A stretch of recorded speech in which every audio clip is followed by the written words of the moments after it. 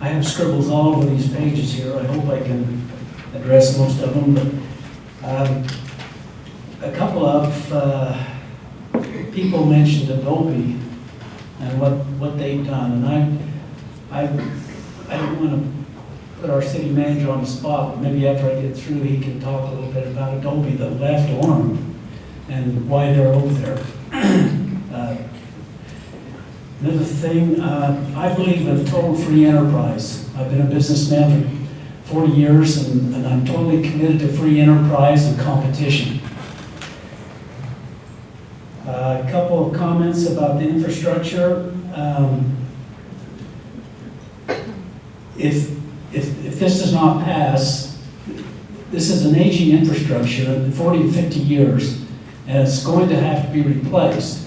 Now, this is a way that we could possibly get Woodbury or the tax base to pay for this, or the city will have to pay for it out of bonding or debt or whatever.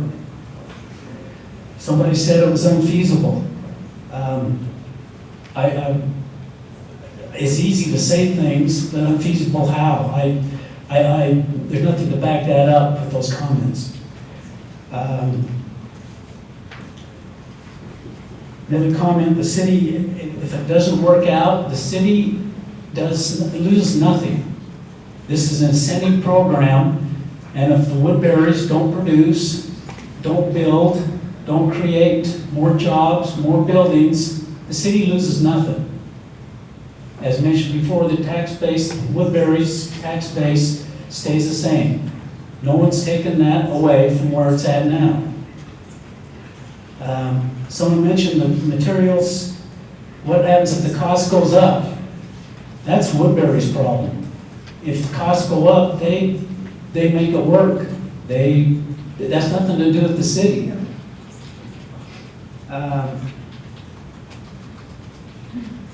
Talk about the betterment for Orem. Someone indicated this is not for the betterment of the majority of Orem. I just want to tell you how old I am. I remember going home crying because where I rode my horse is where the University Mall is now. And I was just a young 10 or 12-year-old kid riding my horse, and I was really upset. But just look over the last 50 years, 40 years, whatever it is, what that has brought to our community.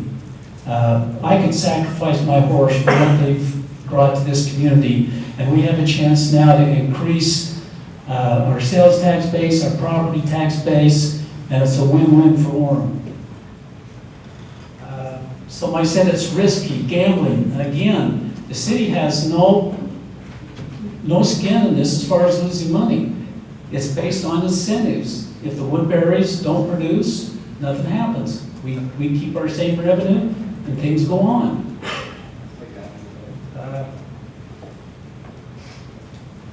And I'd just like to mention the state legislature. They've endorsed this program, and there's a reason that Wall Street Journal came out this week. Utah is the #1 place to start a business, the #1 place to find and get a high-paying job or a higher-paying job, and they lead the country in this. And this does not happen by accident. The legislature, they just don't pass things that don't work and don't put the citizens at risk. And this is something that's endorsed by the legislature that all of us have voted in to make those kinds of decisions.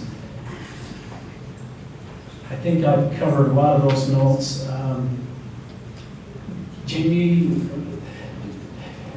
about 3 years ago, we could see what was happening north, namely Lehigh. And we stole the architect of what's going on over there. And I'd just like Jamie to possibly explain what's happened over there. Thank you, Councilmember Sumner. As you well know, a lot of growth has happened in the north part of Utah County. Much of that growth can be attributed to investment that has left the city of Orem and left the city of Provo, using many of the tools that we are talking about tonight.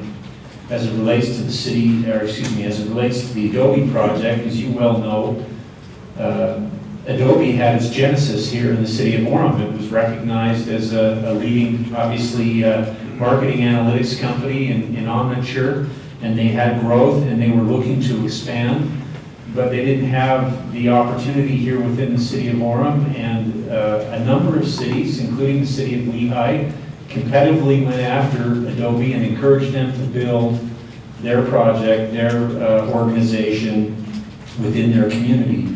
And Lehigh was the recipient or benefactor of that project.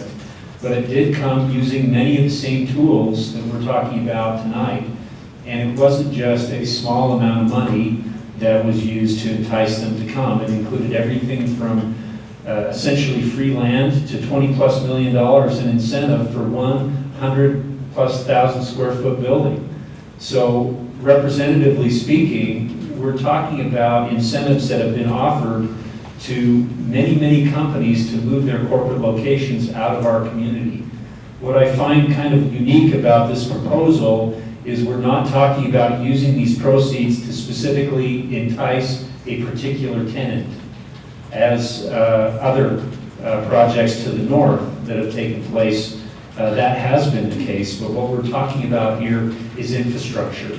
It's infrastructure in terms of utility lines and parking structures and parks and roads, and all of that infrastructure will remain in our community regardless of who occupies the buildings within that complex or that development. I actually applaud the developer for having that perspective, for wanting to invest in the community rather than invest in a particular organization. Ryan, earlier in his presentation, put together a list of 1,700+ jobs that have left the city of Orem.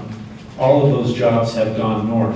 Every single one of those jobs and those organizations left with the result of an incentive in some significant way. So I think it's not necessarily a good idea to choose not to take full advantage of the tools and resources that we have.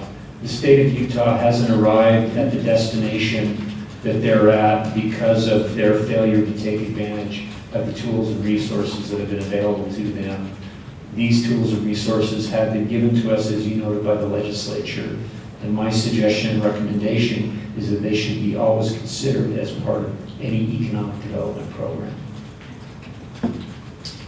Thank you, Councilmember Sumner and Jamie.